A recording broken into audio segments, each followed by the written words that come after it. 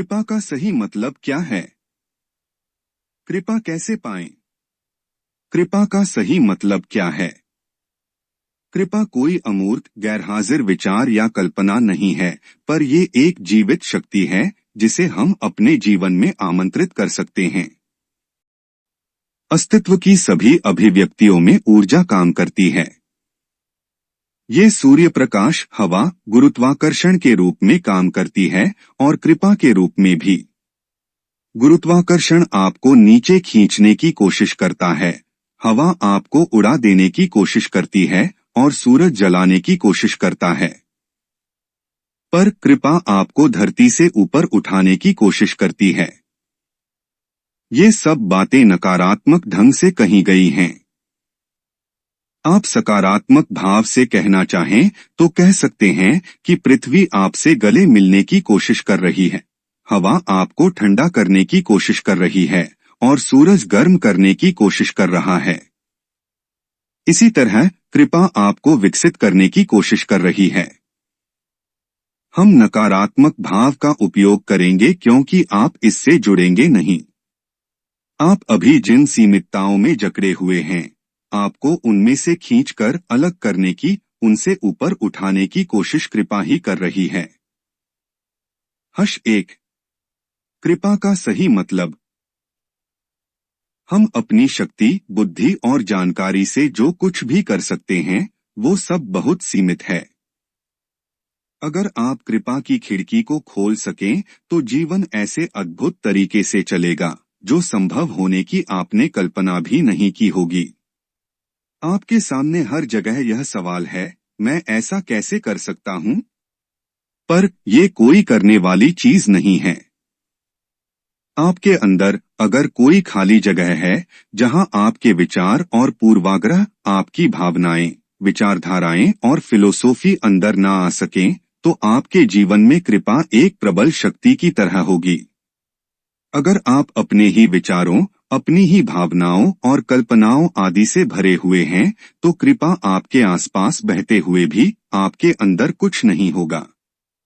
ज्यादातर लोगों के जीवन के साथ यही त्रासदी है कि उनके आसपास एक जबरदस्त संभावना हमेशा बनी रहने के बावजूद वे उसे पूरी होने नहीं देते। सभी आध्यात्मिक प्रक्रियाओं के लिए विचार, फोकस और करने के तरीके यही हैं कि आपके व्यक्तित्व को फाड़ डाला जाए, खत्म कर दिया जाए, जिससे आपके अंदर कोई खाली उपस्थिति बने और वो आपके लिए कृपा और संभावना का ऐसा प्रवेश द्वार बने जिसके बनने की संभावना के बारे में आपने कभी सोचा ही न होगा। #2 क्या आप में से कृपा रिश्ती है? सवाल यह नहीं है कि आप पर कृपा काम कर रही है या नहीं। वह तो कर ही रही है, वरना आपका अस्तित्व ही संभव नहीं। सवाल सिर्फ यह है कि क्या कृपा आप में से रिसकर बह रही है, यानी क्या आप दूसरों के लिए सहायक हैं, भलाई का काम कर रहे हैं, या फिर आप इसे किसी खराब चीज में बदल रहे हैं और दूसरों के साथ दुष्टता का व्यवहार कर रहे हैं। एक अंधे ऋषि थे जो किसी जंगल में रहते थे। लोग बहुत कम ही, शायद कभी ही उस तरफ से गुजरते होंगे। जब वे उधर से निकलते तो उन्हें कुछ दे देते और ऋषि उसी से अपना गुजारा चलाते। एक दिन राजा, मंत्री और उनके सैनिकों की टुकड़ी जंगल में शिकार के लिए आए। शिकार के दौरान एक हिरन का पीछा करते हुए रास्ता भूल गए। राजा बाकी लोगों से बिछड़ गया। चूंकि राजा के पास सबसे तेज दौड़ने वाला घोड़ा था, तो वह बहुत आगे निकल गया और भटक गया। वे एक दूसरे को ढूंढते रहे और खो गए।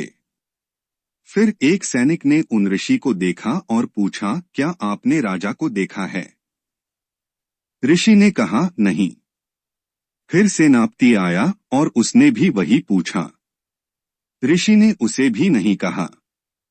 फिर मंत्री वहां पहुंचा और उसने भी वही सवाल किया। ऋषि ने फिर से नहीं कहा। जब राजा खुद पहुंचा तो उसके पूछने पर ऋषि ने राजा को तुरंत पहचान लिया और कहा, आपके लोग आपको ढूंढते हुए यहाँ आए थे।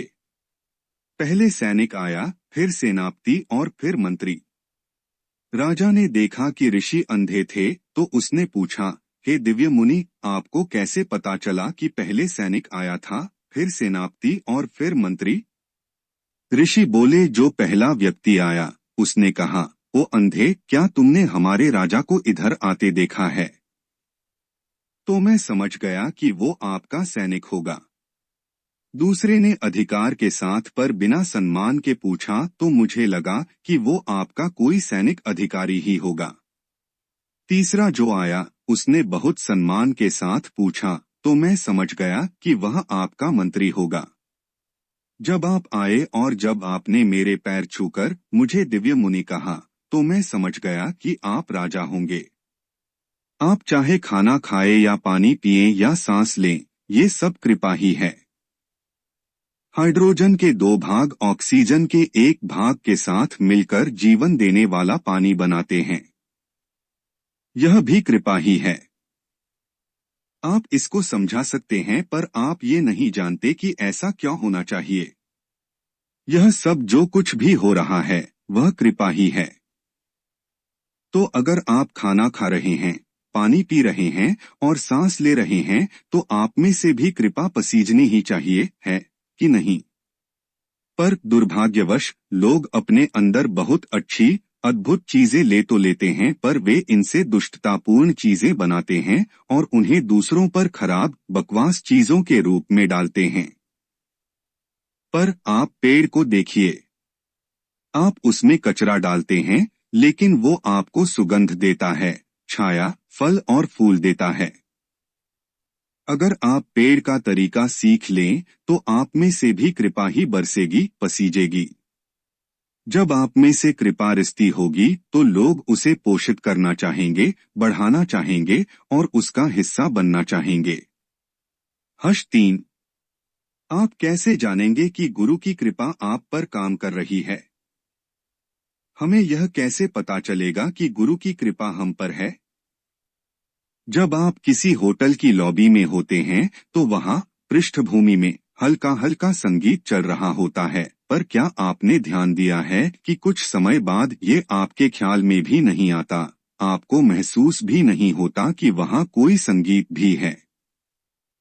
सिर्फ अगर आप किसी से बातचीत करना चाहें, तो आपको लग सकता है कि वो संगीत बाधा डाल रहा है, वरना वो संगीत तो हमेशा चल ही रहा होता है और आपको पता भी नहीं चलता। ऐसे ही आपके घर में किसी मशीन की आवाज, हल्की घरघराहट आ रही होती है, पर आपका ध्यान उस पर तभी जाता है जब आप घर में घुस रहे होते हैं। इसी तरह सामान्य रूप से आपको पता भी नहीं चलता कि आपकी सांस चल रही है, पर अगर 1 भी मिनट ये न चले तो आपको पता चलेगा। यही वजह है कि आपको यह पता भी नहीं होता कि दिव्यता का हाथ हमेशा ही आप पर है। जब कोई चीज आपके लिए 24 घंटे उपलब्ध हो, तो क्या फर्क पड़ेगा अगर आप यह न जाने कि वो है या नहीं? जीवन तो फिर भी चलता रहेगा, पर कृपा में होने के अपने आनंद को आप खो देंगे। कृपा कोई ऐसी चीज नहीं है जो आप पर कभी हो और कभी न हो। यह कोई ऐसी बात नहीं है जिस पर आप हर सप्ताहांत में सवाल उठाएं। यह तो हर समय है ही। अगर आप इसके बारे में जागरूक रहेंगे, तो आपको कृपा में होने के आनंद का पता जरूर चलेगा। मैंने यह बात कई तरीकों से कही है, पर मुझे पता है कि आप में से ज्यादातर लोगों ने इस पर ध्यान नहीं दिया है। अगर आप मेरे साथ एक पल के लिए भी बैठें, तो आपके जीवन में कोई निजीपन नहीं रह जाएगा। जैसे ही आप मेरे साथ बैठे, खास तौर पर मेरे द्वारा दीक्षित हुए, तो फिर कृपा है या नहीं जैसी कोई चीज नहीं रह जाएगी, कृपा हर समय रहेगी ही। कृपा का मतलब यह है कि प्रकाश के लिए कोई बाहरी स्रोत आप नहीं ढूंढते, आप खुद प्रकाश के स्रोत बन जाते हैं। हर समय भले ही इसका अनुभव न हो, पर अगर एक पल के लिए भी आप समझ लें कि आप प्रकाश से भरे हुए हैं, तो इसका मतलब है कि आपको कृपा ने छुआ है। हम ईशा में ऐसी बहुत सी चीजें कर रहे हैं जिनसे आपको किसी तरह से कम एक पल के लिए यह अनुभव मिल जाए। अगर इसने आपको एक पल के लिए भी छुआ हो तो चाहे ये आपके पास वापस लौटकर न भी आए तो भी आपका जीवन पहले जैसा नहीं रहेगा। आप उस एक पल के साथ जुड़े रह सकते हैं और आसपास के किसी भी व्यक्ति की तुलना में अपना जीवन बिल्कुल अलग ढंग से जी सकते हैं। अगर ये हर समय आपके साथ है तो इसका वर्णन नहीं किया जा सकता। बात सिर्फ इतनी है कि आपकी उम्मीद यह है कि कृपा के द्वारा आपकी सारी इच्छाएं, योजनाएं पूरी हो जाएं। आपकी यह वही पुरानी आदत है कि मंदिर या चर्च जाकर भगवान से कहते हैं कि आपके लिए उसको यह या वह चीज जरूर करनी चाहिए। अगर वो ऐसा न करे तो आप अपने भगवान ही बदल देते हैं। कृपा का काम आपकी छोटी मोटी इच्छाएं, योजनाएं पूरी करना नहीं है। वैसे भी आपकी योजनाएं हर समय बदलती रहती हैं। अपने जीवन में अलग अलग समय पर आप सोचते थे यही सब कुछ है और फिर अगले ही मिनट में उसे बदल देते थे। आप छुट्टी मनाने जाना चाहते हैं तो पूछते हैं, सद्गुरु आप मेरी मदद क्यों नहीं करते? तो हर दूसरे दिन यह मत पूछते रहिए क्या कृपा मेरे साथ है? क्या कृपा मेरे साथ नहीं है? किसी गुरु की कृपा आपकी योजनाएं पूरी करने के लिए नहीं होती। गुरु की कृपा तो जीवन की योजनाएं पूरी करने के लिए होती है। ये आपको जीवन का हिस्सा बनाने के लिए है, जीवन का मकसद पूरा करने के लिए है। 4 कृपा का काम करना। किसी दूसरे का जीवन अपने हाथ में ले लेना कोई अच्छी बात नहीं है क्योंकि इसका असर आप पर एक खास तरह से पड़ता है। अपने खुद के जीवन के साथ आप थोड़ा बहुत इधर उधर कर सकते हैं, उसके साथ खेल सकते हैं। पर जब किसी और का जीवन आपके हाथों में हो तो आप थोड़ा भी इधर उधर नहीं कर सकते। आप चाहे डॉक्टर हो या ड्राइवर, आप दूसरों का जीवन अपने हाथ में ले रहे हैं। अगर आप गुरु हैं तो स्थिति और भी ज्यादा खराब हो जाती है। बहुत सारे लोगों का जीवन अपने हाथ में ले लेना अपने सिर पर एक बड़ा बोझ ढोने जैसा है, खास तौर पर तब जब वे आपके सामने एक खास तरीके से बैठे हों या आपके सामने असहाय अवस्था में सर्जरी टेबल पर पड़े हों। औषधि इलाज की किसी भी प्रणाली, आयुर्वेद, सिद्ध, एलोपैथी या कुछ और को अगर आपने अच्छी तरह से देखा समझा है तो आप जानते हैं कि किसी के इलाज में आपकी भूमिका 50% भी नहीं होती। दुनिया के महानतम डॉक्टरों का भी यही अनुभव है कि जिन्होंने लोगों के साथ अद्भुत काम किया है, वे लोग बहुत सामान्य ढंग से ऐसी भाषा बोलते हैं। अगर आपको ईश्वर में विश्वास है तो ये बहुत आसान है। आप ऊपर देखकर कह सकते हैं, हे राम या हे शिव या कुछ भी। अगर मरीज मर भी जाए तो भगवान की गोद में ही तो जाएगा, तो ये ठीक ही है। विश्वास करने वालों को सामान्य रूप से कृपा का अनुभव नहीं होता। उन्हें इस पर बस विश्वास होता है। ये बहुत आसान, सुविधाजनक भी है, कुछ और करना ही नहीं है।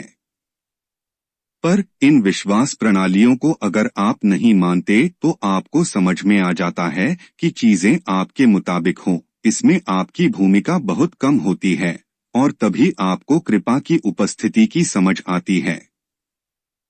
वास्तविक समस्या और परेशानी उन लोगों को होती है जिन्हें पता ही नहीं चलता कि वे विश्वास करें या न करें, वे लोग जिनकी बुद्धि दोनों चीजों के साथ संघर्ष में होती है। जो कभी विश्वास करता है और कभी नहीं करता, जिसकी बुद्धि को दोनों के साथ परेशानी है। वह व्यक्ति जो कभी तो ईश्वर में, उसके किसी भी रूप में विश्वास करता है और कभी कभी नहीं भी करता, जो अपने तर्क और अपनी काबिलियत की सीमितताओं के साथ संघर्ष में है और जो ऐसे आयामों के साथ भी सहज नहीं है जो सामने दिखते न हो, ऐसे व्यक्ति के लिए कृपा की परिस्थिति उसके जीवन में एकदम स्पष्ट होती है। वह बिल्कुल ठीक ठीक समझता है कि जब उसे कोई संकरा पुल पार करना हो तो दूसरे आयाम की मदद के बिना कुछ नहीं हो सकता। सवाल यह है कि कृपा की यह उपस्थिति आपके पास कैसे आए। क्या यह किसी संयोग से आती है या इसके लिए कोई तरीका है? हश 5 कृपा को उपलब्ध होने के 7 तरीके। हश 5.1 शांभवी महामुद्रा, दिव्यता को आमंत्रण। हम ईशा में काफी समय पहले एक टी शर्ट बनाते थे जिस पर लिखा होता था इनविटेशन टू डिवाइन, दिव्यता को आमंत्रण। जब हम कहते हैं कि हम साधना कर रहे हैं तो इसका मतलब सिर्फ यही है कि हम अपने आप को एक खाली स्थान बनाने की कोशिश कर रहे हैं जिसमें ऊंचे आयाम उतर सकें और हम खुद को दिव्यता के लिए आमंत्रण बना रहे हैं। मिसाल के तौर पर शांभवी महामुद्रा वास्तव में कुछ नहीं करती। बात बस यह है कि सारी प्रक्रिया को कुछ इस तरह से बनाया गया है कि आप दिव्यता के लिए एक आमंत्रण बन जाएं। आपसे परे कुछ है जो काम करना शुरू कर देता है। यह समझना कि आप क्या कर सकते हैं और उसको स्वीकार कर लेना जो आप नहीं कर सकते, और फिर भी सजग और हाजिर रहना, यही योग का मूल सार है। इसी तरह से आप कृपा के लिए एक खाली स्थान या प्रवेश द्वार बनते हैं। 5.2 व्यक्तित्व से उपस्थिति की ओर आइए। गुरुत्वाकर्षण हर समय आप पर काम कर रहा है, चाहे आप सतर्क हो या न हो। कृपा सूक्ष्म है। आप जब तक सतर्क, सजग नहीं होते, ये नहीं आएगी, आपके चारों ओर होने के बावजूद। कृपा आपकी उपस्थिति के प्रति बहुत ज्यादा संवेदनशील होती है। अगर आप हाजिर नहीं हैं तो ये हाजिर नहीं होगी। यही स्वभाव दिव्यता का है। ज्यादातर लोग इसी वजह से इसे पाने से चूक जाते हैं क्योंकि ज्यादातर वे गैर हाजिर होते हैं। आपके विचार, आपकी भावनाएं, आपकी गतिविधि आप पर राज कर रही होती है। आपकी हाजिरी या उपस्थिति आप पर राज नहीं करती। किसी आध्यात्मिक प्रक्रिया से आप अपने में बदलाव लाने की कोशिश करते हैं। आपका शरीर, मन और आपकी भावनाएं आपके साथ साथ आते ही हैं, पर आपको चाहिए कि आपकी हाजिरी मुख्य रूप से अधिकारी बनकर रहे। चूंकि आप हैं, इसीलिए आपने अपने विचारों, अपने शरीर और अपनी भावनाओं को अपने से ज्यादा महत्व दिया है। इस अस्त व्यस्त दशा में आप कृपा को महसूस नहीं कर सकते। अगर आप अपने अंदर की ऐसी दशा को उल्टा कर दें तो अचानक ही सामान्य परिस्थिति असामान्य बन जाएगी। जीवन का हरेक पहलू पूरी तरह से जीवन के अलग अनुभव में पहुंच जाएगा। ये इसलिए नहीं होता कि आप किसी में कुछ विश्वास करते हैं। विश्वास प्रणालियों की वजह से आप कल्पनाएं कर सकते हैं, यह समस्या विश्वास करने वालों के साथ होती ही है।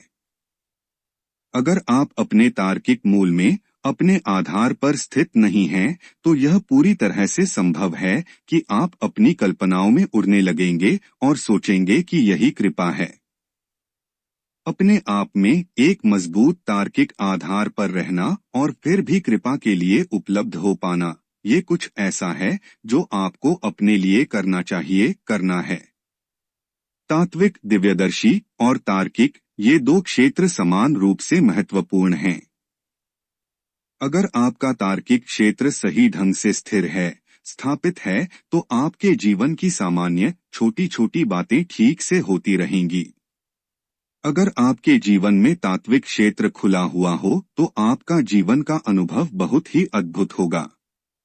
अगर ऐसा न हुआ, अगर आप बस तार्किक क्षेत्र को संभालते रहे तो आपकी व्यवस्था अच्छी रहेगी पर जीवन के अनुभव अच्छे नहीं होंगे। दूसरी ओर अगर आपने तार्किक क्षेत्र की ओर ध्यान नहीं दिया तो आपके अनुभव बढ़िया हो सकते हैं पर आपकी व्यवस्थाएं गड़बड़ होंगी। तो तार्किक क्षेत्र को सही रखकर भी तात्विक पक्ष के लिए तैयार होने, खुल जाने की प्रक्रिया को दुनिया के समाजों ने ठीक तरह से संभाला नहीं है। हमसे या तो यह छूट जाता है या वह, इन दोनों के साथ में हुए बिना हमारा जीवन सुंदर नहीं होगा। जब आपने अपने सामान्य काम अच्छी तरह से कर लिए हों, तो अब समय है कि आप अपने आप को तात्विक दिव्यदर्शी क्षेत्र के लिए उपलब्ध कराएं। इसमें आपके तर्क काम नहीं करेंगे, वे बस आपको सीमित कर देंगे। मैं अपने तर्कों के साथ कैसे लड़ सकता हूं? आप तर्क व्यवस्था को बंद करने के पीछे न पड़ें, बस उसके द्वारा जो विचार पैदा हो रहे हैं, उनकी ओर ध्यान देना बंद कर दें। 10 जन्मों तक कोशिश करके भी आप मन को खत्म नहीं कर सकते, पर उसके उत्पादों की ओर ध्यान देना आप बंद कर सकते हैं। मन विचार पैदा करता है, आप उनकी ओर ध्यान न दें। ऐसा करने से आप भक्ति की स्वाभाविक प्रक्रिया का हिस्सा बन जाएंगे। भक्ति का मतलब किसी का गुणगान करना नहीं है। भक्ति तो वह है जिसमें आप ही नहीं होते। आप अभी जिसे मैं कहते हैं, वह तो विचारों, भावनाओं और आपकी राय का एक गट्ठर मात्र है। अगर आप इन 3 चीजों को अलग रख दें, तो आपका व्यक्तित्व हाजिर नहीं रह पाएगा। तब आप में जो जीवन है, वह उपस्थित होगा। अगर यह उपस्थित है, तो आप कृपा से चूक नहीं सकते। 5.3 कर्मयोग। आप खुद को जितना कम रखेंगे, उतने ही ज्यादा ग्रहणशील बनेंगे। साधना की संरचना हमेशा इस तरह की जाती है कि आप अपनी गतिविधियों में इतने गहरे उतर जाएं कि जीने की रोजाना की प्रक्रिया में आप भूल जाएं कि आप हैं कौन। आप ये भी भूल जाएं कि आपका जीवन किस बारे में है। आप बस जो कुछ हो रहा है, उसमें गहरे उतर जाएं। जैन प्रणाली में किस तरह मानवीय चेतना का विकास होने दिया जाता है, इसके बारे में एक सुंदर कहानी है। एक शिष्य ने अपने जैन गुरु के पास जाकर पूछा, अपने आध्यात्मिक विकास के लिए मैं क्या करूं? गुरु ने जवाब दिया, फर्श साफ करो, लकड़ी काटो, खाना बनाओ। शिष्य बोला, उसके लिए मैं यहाँ क्यों आऊं? यह सब तो मैं घर पर भी कर सकता हूँ। गुरु मुस्कुराए, पर जब तुम अपने घर का फर्श साफ करते हो तो वह तुम्हारा अपना फर्श है। तुम अपने पड़ोसी का फर्श साफ नहीं करोगे, चाहे वह कितना भी गंदा हो गया है। लकड़ी काटना और खाना बनाना तुम सिर्फ अपने लिए करोगे या उनके लिए जिन्हें तुम अपना मानते हो। तुम सभी काम अपने आप को बढ़ाने के लिए करते हो, बजाय इसके कि हर काम तुम अपने आप को खत्म करने के लिए करो। तो हम अपनी गतिविधि को अपने लिए बंधन बनाते हैं या मुक्ति की प्रक्रिया, यही फर्क महत्वपूर्ण है। आप कोई भी काम या तो अपने आप को बढ़ाने के लिए करते हैं या फिर अपने आप को खत्म करने के लिए। या तो आप अपने लिए कर्म के बंधन बांध रहे हैं या फिर अपने कर्म को योग बना रहे हैं। बस यही सब कुछ है। आप तो बस फर्श साफ करें, खाना बनाएं या कोई पेड़ लगाएं, अपनी जमीन पर नहीं, पेड़ की छाया में खुद या अपने बच्चों के बैठने के लिए नहीं, बस इसे लगाएं, जिससे आपका कोई दुश्मन भी इसके नीचे बैठकर इसका आनंद ले। तभी यह गतिविधि खत्म होने की, पिघल जाने की प्रक्रिया बनती है। आप जिसे मैं और मेरा मानते हैं, उसके लिए आप जितना कम करेंगे, उतने ही ज्यादा आप कृपा के लिए उपलब्ध रहेंगे। 5.4 बिना रुकावट के पूरी तरह से शामिल होना। ज्यादातर लोग सिर्फ वही करते हैं जिसे वे अपना कर्तव्य समझते हैं। सिर्फ तभी जब किसी चीज के लिए आप में प्रेम या भक्ति का भाव बहुत गहरा हो, तभी आप वह सब कुछ करेंगे जो आप कर सकते हैं। अपने जीवन के हर पल में अगर आप वो सब कुछ नहीं कर रहे हैं जो आप कर सकते हैं, तो आप अपने आप को किस चीज के लिए बचाकर रख रहे हैं? क्या ये महत्वपूर्ण नहीं है कि अपने जीवन के हर पल में आप वो सब कुछ करें जो आप कर सकते हैं? शामिल होने का यह गहन भाव ही भक्ति है। भक्ति कोई सौदा, कोई समझौता, कोई लेन देन नहीं है। मैं आपके प्रति इतना समर्पित रहा हूं, पर आपने मेरे लिए कुछ नहीं किया। आपके लिए कुछ करना मेरा काम नहीं है। सौदा करने वाले लोग अलग होते हैं, भक्त अलग होते हैं। मुझे कुछ भी नहीं चाहिए, मेरे लिए कुछ भी होना जरूरी नहीं है, यही भक्ति है। मुझे क्या मिलेगा, सिर्फ इस एक बात से अगर आप मुक्त हो जाएं तो आपका जीवन बहुत ही आनंदमय, भरपूर कृपा वाला हो जाएगा। भक्ति का मतलब है आशाओं, इच्छाओं के दर्द से मुक्त हो जाना। जब आपका किसी तरह की चीज में कोई स्वार्थ नहीं होता, आपको कोई रुचि नहीं होती, तब आप सबसे अच्छा, सबसे ऊंचे स्तर का काम करते हैं और कोई इंसान बस इतना ही कर सकता है। अपनी वो प्रतिबद्धता अगर आप दिखाएं, उतने स्तर पर हर उस चीज में शामिल हो जो मौजूद है, तो आप कृपा के लिए उपलब्ध हो जाएंगे। भक्ति का मतलब है बिना किसी सवाल के, बिना खुद को रोके, बिना कुछ पीछे रखे, पूरी तरह से शामिल होना। आपका शामिल होना अगर उस तरह का है, तो आप पर कृपा एक झरने की तरह बहेगी, बूंदों में नहीं टपकेगी। जब आप पर ऐसी कृपा बरसेगी, तो आपके जीवन का मकसद पूरा हो जाएगा। अगर आपका शरीर, आपका मन और आपकी ऊर्जा बाधा नहीं बनते और आप कृपा के लिए उपलब्ध हैं, तो आपको यह चिंता करने की जरूरत नहीं रहेगी कि आपके जीवन का क्या होगा। जो भी होगा, सबसे ज्यादा अद्भुत चीजें ही होंगी। हश 5.5 बड़े होने का दिखावा करना बंद कीजिए। इधर उधर घूमते हुए यह समझिए कि आप जो कुछ भी हैं, बहुत छोटे हैं। छोटे होने का मतलब यह नहीं है कि आप शून्य हैं, पर छोटा होना शून्यता के बहुत करीब है। आपको यह भी दिखाने की जरूरत नहीं है कि आप छोटे हैं, क्योंकि वास्तव में आप बहुत ज्यादा छोटे हैं। आप सिर्फ बड़े होने का दिखावा कर रहे हैं। आप अगर अपने सब दिखावे, सब नाटक बंद कर दें, तो आप कृपा को उपलब्ध हो जाएंगे। हश 5.6 सभी चीजों को एक ही समझें। जीसस ने कहा था, अगर आपकी एक ही आंख हो तो आपका शरीर प्रकाश से भरा होगा। दो भौतिक आंखें भेद कराती हैं, अलग अलग दिखाती हैं। वो आपको बताती हैं कि क्या ऊंचा है, क्या नीचा है, कौन पुरुष है, कौन स्त्री है, ये क्या है, वो क्या है। ये दो आंखें वो साधन हैं जिनसे आप टिके रहते हैं। अगर आपकी एक आंख हो का मतलब यह नहीं है कि आप एक आंख बंद कर लें। इसका मतलब सिर्फ यही है कि आप कोई भेदभाव नहीं करते, आप सभी चीजों को एक ही समझते हैं, एक ही जैसा। अगर आप ऐसे हो जाएं, तो आपका शरीर प्रकाश से भर जाएगा। यही कृपा है। हश 5.7 हर किसी चीज के सामने झुकें। आप नहीं जानते कि कोई पेड़ वास्तव में कैसे काम करता है। आपको नहीं पता कि घास का तिनका कैसे बनता है। आपको नहीं मालूम कि इस ब्रह्मांड में कोई भी चीज किस तरह से काम कर रही है। तो यहाँ जो कुछ है वो आपसे थोड़ी ज्यादा बुद्धिमान लगती है। जब आप इतने बुद्धू हैं, तो बेहतर होगा कि आप हर चीज के सामने झुकें।